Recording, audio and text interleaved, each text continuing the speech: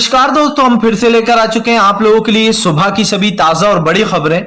फटाफट अंदाज में एक एक करके बताएंगे आपको आज देश और दुनिया से क्या बड़ी खबरें निकलकर सामने आ रही हैं। लेकिन उससे पहले दोस्तों एक नजर डाल लेते हैं सुर्खियों पर। असदुद्दीन ओवैसी का बीजेपी के ऊपर बड़ा हमला, बोले आज भी मेरी नजरों में गुजरात दंगों के आरोपी नरेंद्र मोदी है। इसके बारे में आपको बताएंगे। वहीं पर अगली बड़ी खबर में हम आपको बताएंगे दोस्तों, प्रधानमंत्री नरेंद्र मोदी को लगा बड़ा झटका। शिव सैनिकों ने दोस्तों शिंदे के पोस्टर फाड़े, जगह जगह मचाया उत्पात। इसके बारे में आपको बताएंगे। वहीं पर दोस्तों एकनाथ शिंदे को बड़ा झटका। संजय रावत बोले अब सड़कों पर उतर आए हैं शिव सैनिक। जी हां, पहले वाले शिव सैनिकों को जिंदा कराया है शिंदे ने, अब ये बहुत भारी पड़ने वाला है। इसके बारे में आपको बताएंगे। वहीं पर अगली बड़ी खबर में हम आपको बताएंगे दोस्तों, बीजेपी का नेता फडणवीस बोले मैं कोई पार्टी वगैरह नहीं बना रहा, मेरा कुछ लेना देना नहीं इस मामले से। अब आप समझिए दोस्तों बीजेपी कितनी शरीफ बनने की कोशिश कर रही है, इसके बारे में भी आपको बताएंगे। वहीं पर दोस्तों अगली बिग ब्रेकिंग में हम आपको बताएंगे दोस्तों, नुपुर शर्मा की गिरफ्तारी को लेकर बड़ी अपडेट। नुपुर शर्मा को लेकर दोस्तों कोलकाता पुलिस को एक सुराग मिला, बताएंगे क्या है वो सुराग। वहीं पर अगली बड़ी खबर में हम आपको बताएंगे दोस्तों, जी दरअसल आपको बता दें एसपी के नेता अनुराग भदौरिया का बीजेपी के ऊपर बड़ा हमला, बोले गजब का मजाक चल रहा है भाई, यहां पर सरकार टूटती है, लोग जाकर जो है यहां पर गुजरात बैठ जाते हैं, गुजरात से गुवाहाटी बैठ जाते हैं, लगता है अब सदस्यता भी गोवा में जाकर दिला दी जाएगी। इसके बारे में आपको बताएंगे, तंज कसा है। वहीं पर राहुल गांधी का केंद्र सरकार पर बड़ा हमला, बोले अग्निपथ योजना सिर्फ पूंजीपतियों का फायदा कराने के लिए लाई गई है, अब यह सरकार सिर्फ पूंजीपतियों के बारे में सोचती है। इसके बारे में भी आपको बताएंगे। वहीं पर दोस्तों अगली बड़ी खबर में हम आपको बताएंगे दोस्तों, एकनाथ शिंदे अगर इतने ही ज्यादा पावरफुल है तो वो अपने बाप के नाम पर वोट मांगे, हमारे बाप के नाम पर ना मांगे। जी हां, उद्धव ठाकरे का बड़ा हमला एकनाथ शिंदे के ऊपर। वहीं पर दोस्तों डील आ गई है सामने, 250 करोड़ रुपए में हुई है खरीद फरोख्त। जी हां, एमएलएस की। बताएंगे आखिरकार कितने पैसे में इन लोगों ने अपना ईमान बेच दिया।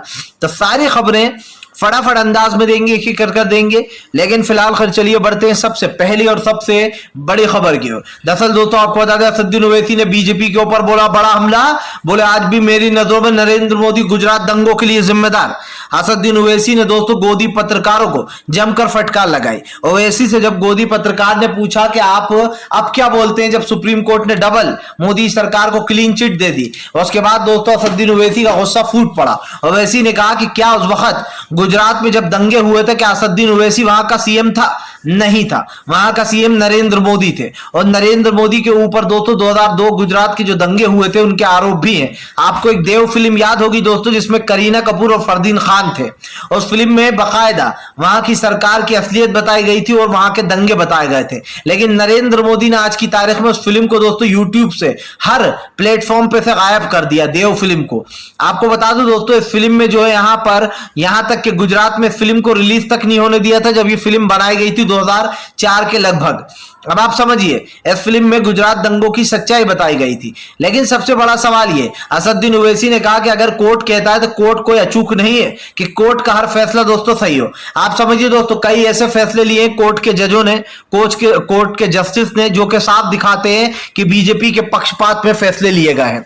देखिए दोस्तों अगर गलत होगा तो सुप्रीम कोर्ट पर भी उंगली उठेंगी, हाई कोर्ट पर भी उठेंगी और कानून पर भी उठेंगी। सिंपल सी बात यह है दोस्तों कि आपको कुणाल कामरा याद होंगे, उन्होंने कैसे जो है यहां पर हाईकोर्ट को भगवा रंग से पोत दिया था और उसके ऊपर दोस्तों देश के झंडे की जगह बीजेपी का झंडा लगा दिया था। बेसिकली उनका तंज ये था कि रातों रात अर्नब गोस्वामी को बेल दे दी गई कोर्ट खोलकर, तो अब ये पूरा जो है यहां पर भाजपा का कोड बन चुका है। उनका बेसिकली ये तंज था सुप्रीम कोर्ट के ऊपर।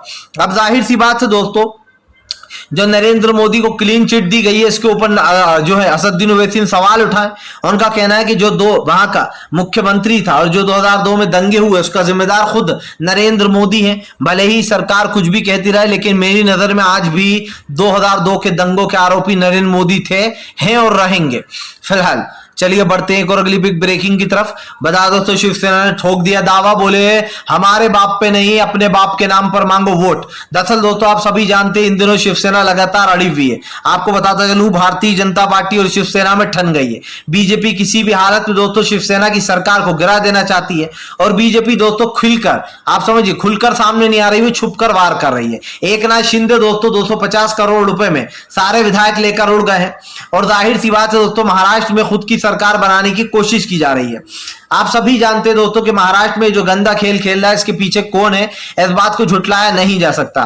भारतीय जनता पार्टी जो बड़े बड़े दावे करती है, जो बड़ी बड़ी बातें करती है, उसकी असलियत सबके सामने है दोस्तों। भले ही बीजेपी ये कहती रहा कि शिवसेना को गिराने में हमारा कोई हाथ नहीं है, लेकिन ये आप अच्छे से समझ सकते हैं कि दोस्तों मध्य प्रदेश की सरकार गिराई गई तो बीजेपी ने क्या बोला, इसमें हमारा कोई हाथ नहीं है, वो तो विधायक खुद ही हमारे पास आ रहे हैं, ये जन आदेश है। मतलब जनता ने किसी और को जिताया, मध्य प्रदेश में सरकार गिरा दी, ऊपर से आप बेगलती से ये कहते हो कि ये तो जन आदेश है। बताइए आप, ये जन आदेश है। अब इसी को लेकर दोस्तों महाराष्ट्र में उद्धव ठाकरे ने ऐलान कर दिया। उद्धव ठाकरे का साफ कहना है कि फिलहाल हमारे बाप के नाम पर वोट मत मांगो, क्योंकि दोस्तों साफ दिखाई दे रहा है कि बाला साहब ठाकरे के नाम से वोट मांगे जा रहा है, जो कि उद्धव ठाकरे के फादर थे। अगर भाई वोट मांगना है और अगर शिंदे इतने ही मजबूत है तो वो अपने बलबूते पर पार्टी बनाए, अपने बलबूते पर वोट मांगे। जाहिर सी बात है दोस्तों, शिवसेना के वोट काटने के लिए बीजेपी एक और पार्टी को खड़ा करना चाहती है। भारतीय जनता पार्टी अच्छे से जानती है कि अगर शिवसेना के बजाय एक और महाराष्ट्र में पार्टी बन गई तो वो हमें समर्थन करेगी और हमें समर्थन करने के बाद हमारी सरकार बन जाएगी। लेकिन वो ये नहीं जानते दोस्तों कि शिंदे को वोट कितने मिलेंगे। आप समझिए, शिवसेना के नाम के बिना शिंदे कुछ नहीं है दोस्तों, 0 बटा सन्नाटा है। इससे पहले भी कई लोगों ने दोस्तों बागी होने की कोशिश की, यहां तक के अपने नाम पर जो वोट लेने की कोशिश की, लेकिन आज वो दोस्तों कहां है किसी को नहीं पता। क्योंकि जाहिर सी बात है, शिंदे अब तक जो बने दोस्तों वो कहीं ना कहीं भी जो है शिवसेना के नाम से बने, उनके लोगों से बने। लेकिन फिलहाल जब शिवसेना ही नहीं रहेगी तो शिंदे का भी कोई अस्तित्व नहीं रह जाएगा। और ये जो डील दोस्तों साझा हुई है 250 करोड़ की, साफ दिखाई देता है कि फिलहाल भारतीय जनता पार्टी कितनी मेहनत मशक्कत करती है खरीद फरोश करने में। अफसोस की बात यह है कि आप और हम जो टैक्स पे कर रहे हैं उन पैसों का इस तरीके दुरुपयोग किया जा रहा है। चलिए बढ़ते हैं एक और अगली बिग ब्रेकिंग की तरफ। बता दोस्तों अगली जो बड़ी खबर निकल कर आ रही है, राहुल गांधी ने केंद्र सरकार पर साधा निशाना। बोले ये सरकार युवाओं की नहीं, बेरोजगारों की नहीं, बल्कि पूंजीपतियों की सरकार है। दरअसल दोस्तों राहुल गांधी ने केंद्र सरकार पर हमला बोल दिया है। राहुल गांधी का कहना है कि भारतीय जनता पार्टी ये जो अग्निपथ योजना लेकर आई है, ये अपने पूंजीपति मित्रों के लिए लेकर आई है, ये युवाओं के लिए नहीं, बल्कि युवाओं को तो गच्चा देने की कोशिश की जा रही है। आप समझिए दोस्तों, एक अग्निपथ योजना लाई जाती है जिसमें बकायदा दोस्तों पेंशन नाम का कोई चिड़िया या कबूतर ही नहीं है। इसमें क्या है दोस्तों कि आपको जो है यहाँ पर पहले महीने 30,000 रुपए सैलरी मिलेगी और उसके बाद 1 साल बाद दोस्तों आपकी ये सैलरी 40,000 हो जाएगी। 4 साल तक आप जॉब करेंगे और उसके बाद दोस्तों 4 साल बाद आपको सेना में से एक बड़ा अमाउंट दिया जाएगा जो कि 30 लाख रुपए के लगभग होगा। लेकिन दोस्तों ये सारा पैसा कोई सरकार आपको नहीं दे रही 30 लाख, इसमें से जो आपकी सैलरी में से कटेगा वो उधर जुड़ता जाएगा। अब सवाल आप समझिए दोस्तों, इसके बाद ना ही आपके लिए कोई पेंशन रखी गई है, ना ही आपको कहीं पर जॉब मिलेगी। सवाल ये है कि सरकार कह रही है कि इसके बाद हम कहीं और लोगों को जॉब दे देंगे सेना में। लेकिन दोस्तों आप समझिए, जो सेना की ड्यूटी कर चुका है, जो 4 साल सेना में रह चुका होगा, वो कहां पर जॉब करेगा, ये सबसे बड़ा सवाल है। दूसरा सवाल ये है दोस्तों कि आज जो सरकार ये झूठे वादे कर रही है कि हम जॉब दे देंगे, आखिरकार आप बताइए दोस्तों सरकार ने कितने बेरोजगारों को जॉब दे दी। जाहिर सी बात है 4 साल बाद उनको बेरोजगार ही होना है। ना सरकार उनको कोई जॉब देगी और ना सरकार पर सवाल उठेंगे। सरकार इस वक्त सिर्फ अग्निपथ योजना का फायदा उठाना चाह रही है। वो देश के युवाओं को दोस्तों अंधकार में झोंकने की कोशिश कर रही है। 1 दिन 2 दिन या 3 दिन, इनको 4 दिन के लिए वर्दी पहनाई जा रही है और उसके बाद वापस छीन ली जाएगी। सवाल यह है कि हमारे देश की सुरक्षा के साथ भी खिलवाड़ किया जा रहा है। आप समझिए 6 महीने ट्रेनिंग दी जाएगी। अब दोस्तों 6 महीने की ट्रेनिंग में क्या हासिल कर लेगा जो है यहां पर, ये समझिए। ये एक तरीके से दोस्तों बिना ट्रेन करे किसी को 6 महीने में भिजाना, ऐसा ही एक दोस्तों जैसे किसी के हाथ में बम पकड़ा देना और ये कहना कि ये फूटेगा नहीं। आप समझिए 4-6 महीने में दोस्तों कोई कैसे पूरा ट्रेन हो सकता है। फुल ट्रेन 6 महीने में दोस्तों कोई हो ही नहीं सकता है, असंभव है ये बात। आप वहां पर सीमा पर देश के नौजवानों को लड़ने भेज रहा हो और आप कह रहा हो कि 6 महीने की ट्रेनिंग दी जाएगी। 6 महीने तो उसके ट्रेनिंग में निकल जाएंगे और उसके बाद जब उसकी 4 साल की जॉब लगेगी, वो भी दोस्तों 4 साल में छुट्टियां भी आती हैं। उन छुट्टियों में आप समझिए वो क्या सेना के लिए काम करेगा और क्या छुट्टियां मनाएगा। ऐसे में दोस्तों ये साफ हो जाता है कि सेना का जो नौजवान है उसके साथ खिलवाड़ किया जा रहा है। राहुल गांधी ने कहा कि यह फैसला जानबूझकर लिया गया है, यह फैसला कुछ पूंजीपति मित्रों के लिए लिया गया है। और दोस्तों पूंजीपति मित्र कौन है, ये आप और हम बखूब जानते हैं कि अडानी और अंबानी की यहां पर बात हो रही है। राहुल गांधी की बातों में दोस्तों दम है। इसलिए दम है क्योंकि राहुल गांधी जो बात करते हैं वो सोच समझ कर करते हैं। ऐसा नहीं है कि राहुल गांधी ने बस मुंह उठाया और बोल दिया। आज ये हो रहा है और ये सब देख रहे हैं। चलिए बढ़ते हैं एक और अगली बिग ब्रेकिंग की तरफ। बता दोस्तों नुपुर शर्मा को लेकर दोस्तों मचा है हाहाकार, अब तक क्यों नहीं मिल रही नुपुर शर्मा। दरअसल आपको बता दें, बताया जा रहा है कोलकाता पुलिस को दोस्तों सुराग मिला। जी हाँ, नुपुर शर्मा दोस्तों आपको बता दें कहीं ना कहीं गायब नहीं बल्कि दिल्ली में ही कहीं छुपी बैठी है। आपको बता दोस्तों नुपुर शर्मा की गिरफ्तारी को लेकर लगातार कोलकाता पुलिस जो है अपनी नजरें गड़ाई हुई है। ऐसा दूसरी तरफ आपको बता दें खबरें ये भी आ रही है कि पूरी कोशिश में दिल्ली पुलिस के नुपुर शर्मा किसी भी तरीके से कोलकाता पुलिस को ना मिले। ऐसे पहले दोस्तों आपको याद होगा कि कोलकाता पुलिस से पहले महाराष्ट्र पुलिस जो है वो भी नुपुर को गिरफ्तार करने पहुंची हुई थी, लेकिन दोस्तों नुपुर शर्मा की अभी तक गिरफ्तारी नहीं हुई। यहां पर दो सवाल उठते हैं दोस्तों। पहला तो यह कि इतने दिन बाद भी नुपुर शर्मा को के ऊपर 2 एफआईआर हुई, लेकिन भारतीय जनता पार्टी ने नुपुर के पीछे ना ही दोस्तों आप समझिए कोई वारंट जारी किया, ना ही नुपुर शर्मा से कोई पूछताछ की गई है। लोगों का जो गुस्सा है वो बिल्कुल सही है दोस्तों कि फिलहाल जिस तरीके से नुपुर शर्मा को बढ़ावा दिया जा रहा है, जिस तरीके से नुपुर को दोस्तों सिर्फ पार्टी से बाहर निकाल दिया गया, ये सजा दोस्तों क्या सही थी? बिल्कुल आप खुद बताइए। पैगंबर मोहम्मद साहब के बारे में गलत टिप्पणी करना और उसके बाद नुपुर शर्मा का दोस्तों अपनी गलती पर जो है यहां पर पर्दा डालना, और आखिरी तक वो यही कहती रही कि मैंने कुछ गलत नहीं कहा। जब मामला बहुत बढ़ गया तो नुपुर शर्मा ने कहा कि मेरा धर्म को टारगेट करने का कोई मतलब नहीं था, वो तो लोगों को ऐसा लगा। अब आपने कहा तो लगा, जाहिर सी बात है कि अगर आप किसी के धर्म पर उंगली उठाओगे तो वो इंसान चुप नहीं बैठेगा। अब दोस्तों आज जिस तरीके का माहौल बना रखा है बीजेपी ने, जगह जगह जो उत्पात मच रहे थे ये आपके सामने है।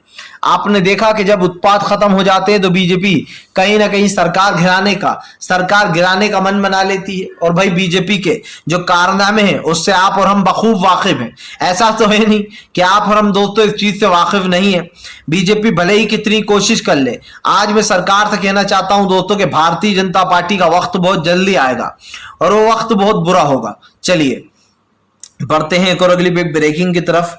बता दोस्तों अगली जो बड़ी खबर निकल कर आ रही है आपको बता दोस्तों, यशवंत सिन्हा ने राष्ट्रपति चुनाव के लिए मांगा नरेंद्र मोदी और रक्षा मंत्री राजनाथ से समर्थन। दरअसल दोस्तों आपको बता दें, मुझे सबसे अच्छी बात पता है क्या लगी दोस्तों यशवंत सिन्हा की, कि उन्होंने दोस्तों आप समझिए मोदी और जो है यहाँ पर रक्षा मंत्री राजनाथ से भी वोट मांगा।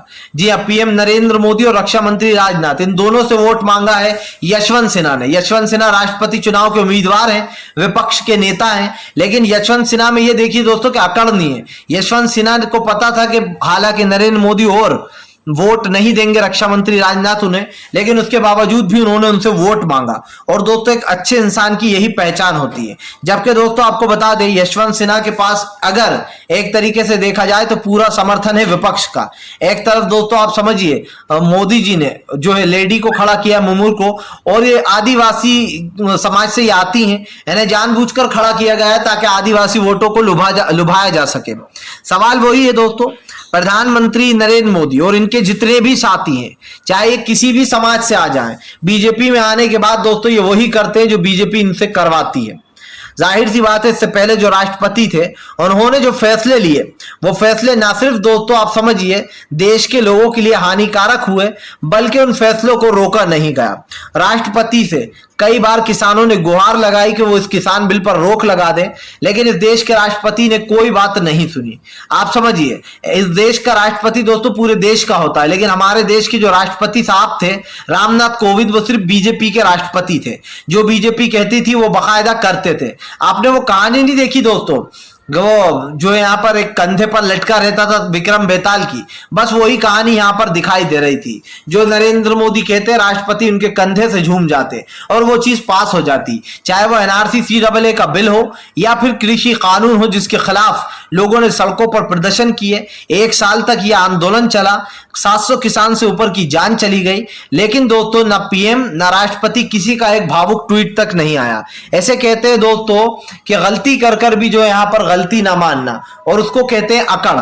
ये चीज दोस्तों अकड़ में आ जाती है। आप किसी के साथ बुरा कर रहे हो और उसके बावजूद भी आप उसके खिलाफ ऐसी भाषा यूज करते हो या फिर उसके लिए यूं बोलते हो कि इसमें मेरी क्या गलती, अगर वो मारे गए तो मैंने थोड़ा ही मारा है। ये किसने कहा था? ये नरेंद्र मोदी ने कहा था। चलिए बढ़ते हैं एक और अगली बिग ब्रेकिंग की तरफ। बता दोस्तों अगली जो बड़ी खबर निकल कर आ रही है, अखिलेश यादव का बीजेपी के ऊपर बड़ा हमला, बोले गजब का ड्रामा चल रहा है। जी हां, दरअसल दोस्तों आपको बता दें, महाराष्ट्र सरकार को देखकर अब अखिलेश यादव ने बीजेपी पर निशाना साध दिया है। आपको बता दें अखिलेश यादव और अनुराग भदौरिया ने बीजेपी को आड़े हाथ ले लिया है। अखिलेश यादव का कहना है कि फिलहाल यह गजब का ड्रामा चल रहा है। पहले बकायदा गुजरात पहुंच जाते हैं महाराष्ट्र के नेता विधायक, और उसके बाद जो है यहां पर गुजरात से दोस्तों गुवाहाटी पहुंच जाते हैं। गुवाहाटी यानी कि असम में दोस्तों, वहां के मुख्यमंत्री कहते हैं कि मुझे तो पता ही नहीं वो लोग कब आए हैं, और मेरे को क्या, अगर आए भी है तो हमारा तो अच्छा है, हमारे को तो टैक्स मिल रहा है। और उसके बाद दोस्तों एकनाथ शिंदे वापस से रात को गुजरात जाते हैं, और गुजरात में जाने के बाद दोस्तों वो किसी से मिलकर आते हैं और फिर जो यहां पर गुवाहाटी आ जाते हैं। अब दोस्तों ये तो इतना बेवकूफ तो कोई नहीं है कि गुजरात में भी बीजेपी की सरकार है और असम में भी बीजेपी की सरकार है। एकनाथ शिंदे रातों रात जो है यहां पर दोस्तों समझिए गुजरात जाते हैं, डील फाइनल करके आते हैं, और उसके बाद दोस्तों वो गुजरात में बकायदा सब कुछ पूछताछ कराते हैं कि आगे क्या करना है। और उसके बाद भी बीजेपी कहती है कि हमारा तो इससे कुछ लेना देना है ही नहीं, हम कोई सरकार नहीं बनाने वाले, मेरी फडणवीस से बात हुई है। दरअसल बीजेपी के एक नेता है जिनका कहना है कि मेरी देवेंद्र फडणवीस से बात हुई है, उनका कहना है कि हमारा इससे कुछ लेना देना नहीं है, हम कोई सरकार नहीं बना रहा है। दोस्तों ये सरकार चल रही है या फिर ये मजाक कर रही है बीजेपी, आप समझिए। पहले तो विधायकों को अपने राज्य में बुलाना, फिर दोस्तों एक मीटिंग सेट करना, विधायकों के ऊपर ईडी के छापे पड़वाना। अभी हाल ही में नरेंद्र मोदी ने एक और के ऊपर दोस्तों छापा पड़वा दिया है और उनकी संपत्ति भी जब्त कर ली गई है। ऐसे साफ दिखाई देता है कि एक तरफ तो बीजेपी कहती है कि हमारा कुछ लेना देना है ही नहीं, दूसरी तरफ दोस्तों बीजेपी जो चालबाजियां कर रही है, जो जालसाजी कर रही है, और उससे साफ दिखाई देता है कि भारतीय जनता पार्टी दोस्तों पूरी तरीके से फेल हो चुकी है। अब बीजेपी के ऊपर भरोसा करना दोस्तों अपने आप में ही एक बेवकूफी है। चलिए बढ़ते हैं एक और अगली बिग ब्रेकिंग की तरफ। बता दोस्तों अगली जो बड़ी खबर निकल कर आ रही, महबूबा मुफ्ती ने साधा बीजेपी के ऊपर अपना निशाना, बोले देश की सबसे बड़ी भ्रष्ट पार्टी है बीजेपी। दरअसल दोस्तों महबूबा मुफ्ती ने बीजेपी के ऊपर हमला बोल दिया है। महबूबा मुफ्ती का कहना है कि देश की अगर सबसे बड़ी कोई करप्ट या फिर जो यहाँ पर जालसाज पार्टी है तो वो बीजेपी ही है। आपको बताता चलूं दोस्तों, सीधे सीधे महबूबा मुफ्ती ने बीजेपी के ऊपर निशाना साधते हुए कहा कि भारतीय जनता पार्टी इस देश की सबसे बड़ी करप्ट पार्टी है, क्योंकि वो जगह जगह की सरकारें गिराने का काम कर रही है। वो जगह जगह सरकार गिराकर दोस्तों अपनी सरकार बनाना चाह रही है। आपको बता दें महबूबा मुफ्ती यहीं पर नहीं रुकी, उन्होंने कहा कि बीजेपी को सब कुछ पता है, लेकिन बीजेपी जानबूझकर ये सब कुछ कर रही है। जाहिर सी बात है दोस्तों, भारतीय जनता पार्टी के ऊपर ये पहला आरोप नहीं है जो महबूबा मुफ्ती लगा रही है। ऐसे पहले भी बीजेपी के ऊपर कई आरोप लग चुके हैं। महबूबा मुफ्ती ने कहा कि जानबूझकर महाराष्ट्र के नेताओं को गुवाहाटी में रखा गया है ताकि उद्धव सरकार को गिराया जा सके।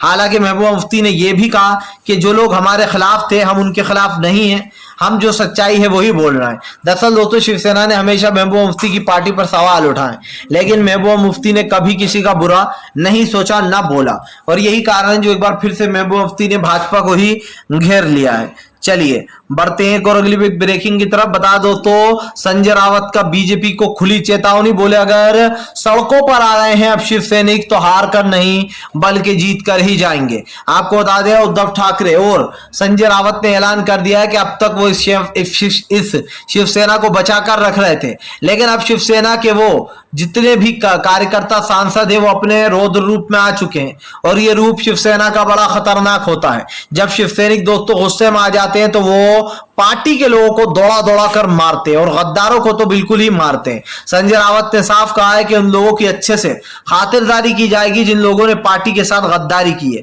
जाहिर सी बात है दोस्तों, एकनाथ शिंदे आप समझिए एक बहरूपिया तो निकला ही, लेकिन सबसे बड़ा गद्दार भी निकला। जबकि दोस्तों उद्धव ठाकरे ने उनके बेटे के लिए हर मुमकिन कोशिश की, उनको बकायदा सरकारी पद में भी दिलाई नौकरियां, लेकिन पद भी दिया सरकारी, लेकिन उसके बावजूद भी एकनाथ शिंदे ने बेईमानी की। फिलहाल अगर आपको हमारा वीडियो अच्छा लगे तो लाइक करें, चैनल पे पहली बार आए सब्सक्राइब करें, पास में घंटी आएगी इसको भी दबाएं ताकि आगे